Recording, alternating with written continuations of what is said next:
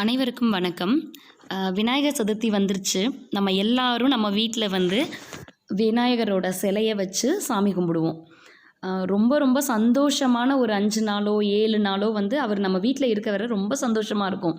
தினம் தினம் நெய்வேத்தியம் பண்ணி சாமி கும்பிட்றதா இருக்கட்டும், அவருக்கு பண்ணுற பூஜைகளாக இருக்கட்டும், ரொம்ப மகிழ்வாக இருக்கும் அந்த தருணங்கள் வந்து.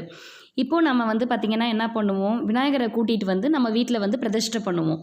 அப்படி பிரதிஷ்டை பண்ணி 5 நாளோ 3 நாளோ 9 நாளோ 7 நாளோ அவங்கவுங்களோட விருப்பம் எப்படியோ அதுபடி வீட்டில் வச்சு பூஜை பண்ணி கொண்டு போய் நம்ம வந்து ஆற்றுலையோ குளத்துலையோ நீரோடைகள்லையோ வந்து விட்டுருவோம். அப்போது நம்ம பண்ண பூஜையோட பலன் வந்து பார்த்திங்கன்னு வச்சுக்கோங்களேன், எங்கே நம்ம வந்து அந்த விநாயகரை கூட்டிகிட்டு வந்து வழியமைச்சு வச்சிடுறோம். அப்போ அந்த பலன் வந்து நம்ம கூடவே இருக்கணும் கடைசி வரை.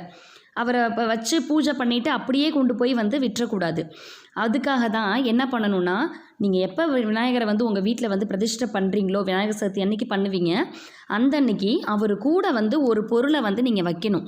அப்படி வச்சிங்க அப்படின்னா அப்போ வந்து பார்த்திங்கன்னா அந்த விநாயகரோட பவரை வந்து அவரை வழி அனுப்பும்போது நம்ம கும்பிட்ட பூஜா பலனையும் அந்த விநாயகர் நமக்கு கொடுத்த அருளையும் நம்ம கூட எடுத்து வச்சுக்கணும். மறுபடியும் அந்த ஒரு பொருள் என்ன அப்படின்னா, நீங்கள் விநாயகர் சிலையை வாங்கிட்டு வந்ததுக்கப்புறம் எப்பயுமே என்ன பண்ணுங்கள், மஞ்சள் நீர் வந்து தெளித்து விடுங்க சாமி மேலே. மஞ்சள் நீர் வந்து தெளித்து விட்டு நீங்கள் எப்பயும் உங்களுடைய வழக்கம் எப்படியோ, ஒரு சிலர் வந்து அரிசி மேலே வந்து மனை வச்சு அது மேலே விநாயகரை பிரதிஷ்டை பண்ணுவாங்க. அதுக்குன்னே தனியாக பிரத்யேகமாக இப்போ அழகழகாக மனைகள்லாம் வந்து வந்துருச்சு. ஒரு சிலர் வந்து பார்த்திங்க அப்படின்னா தாம்பூலத்தில் வச்சு பிரதிஷ்டை பண்ணுவாங்க. இது ஒருத்தரோடதை பொறுத்து வேறுபடும். இப்போது நம்ம என்ன பண்ணுறோம் அப்படின்னு வச்சுக்கோங்களேன், எப்படி நீங்கள் பிரதிஷ்டை பண்ணிங்கனாலும் சரி, அவருக்கு மாலை பூ என்னென்னா நீங்கள் வந்து போட்டு அலங்காரப்படுத்தணும்னு நினைக்கிறீங்களோ எல்லாமே பண்ணலாம் நீங்கள்.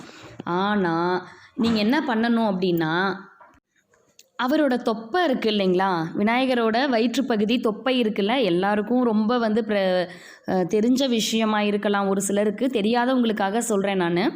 அந்த தொப்பையில் வந்து நம்ம என்ன பண்ணணும் அப்படின்னா, ஒரு நாணயத்தை வைக்கணும்.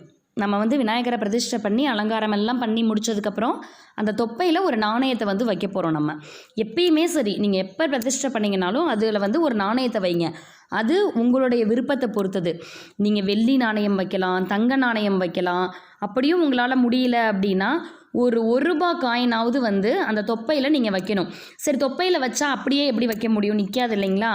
நம்ம என்ன பண்ணணும், ஒரு மஞ்சள் இருக்கு இல்லையா, அந்த மஞ்சளை வந்து ஒரு உருண்டையாக உருட்டி அந்த தொப்பையில் வச்சுட்டு அது மேலே வந்து பார்த்திங்கன்னா அந்த ரூபா நாணயத்தை நீங்கள் ஒட்டிடணும். இப்போ வந்து பார்த்திங்கன்னா அது அந்த ஈரப்பதத்தில் அப்படியே வந்து ஒட்டிக்கும். இப்போ இந்த மாதிரி வச்சுட்டு நீங்கள் எவ்வளோ பூஜை பண்ணுறீங்களோ எல்லாமே விநாயகரை வழி அனுப்புவோம் இல்லைங்களா, அன்னைக்கு மறக்காமல் அந்த நாணயத்தை வந்து நீங்கள் எடுத்து வச்சுக்கணும். அந்த மஞ்சளோட அந்த நாணயத்தை எடுத்து வச்சுக்கணும். அந்த மஞ்சள் பார்த்தீங்க அப்படின்னா, நீங்கள் வந்து உங்கள் வீடுங்களில் நீங்கள் வந்து எப்படி வந்து மஞ்சள் குங்குமம் வெள்ளிக்கிழமை வைக்கிறதுக்கெலாம் நம்ம உபயோகப்படுத்துவோம் இல்லைங்களா, அந்த மாதிரியே நீங்கள் வந்து உபயோகப்படுத்திக்கலாம். அந்த ரூபா நாணயத்தை நீங்கள் ரொம்ப பத்திரமா வந்து அதை வந்து வச்சுக்கலாம். ரொம்ப நாள் வந்து இதே மாதிரி சேர்த்துக்கிட்டு வர நாணயத்தை பூஜை அறையிலே கூட வைக்கலாம். நீங்கள் அவருடைய முழு ஆசீர்வாதத்தையும் நம்ம பூஜை பண்ண பலனையும் வந்து நம்ம வந்து அதை வந்து எடுத்து நம்ம கூட வச்சுக்கிறோம். அதுக்கப்புறமா அவரை வந்து வழி அனுப்பணும். இந்த மாதிரி நீங்கள் வந்து செஞ்சு பாருங்கள்.